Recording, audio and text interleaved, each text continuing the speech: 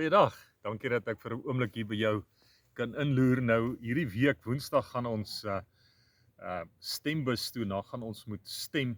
Nou, vandag kan jy seker vra vir watter party moet jy stem, ek weet nie.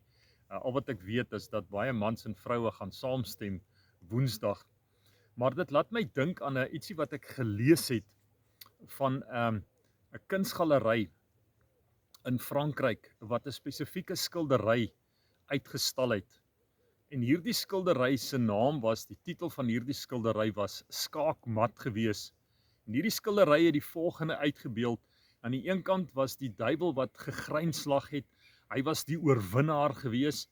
En aan die ander kant was daar 'n jong man, jy kan sien hy's verslaan, hy het alles verloor.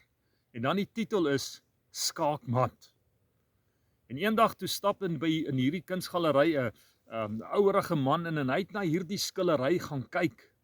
En terwyl hy so vir 'n rukkie na hierdie skildery kyk, toe roep hy uit, dis 'n leuen, dis 'n leuen. En die stilte is versteur en die kurator van hierdie galery stap nader en hy vra, meneer, is daar iets fout? Hy sê, hierdie skildery is 'n leuen. Kry die persoon wat hierdie skildery geskilder het, of om die naam, die titel te verander, of die skildery te verander, want dit is nie skaakmat nie.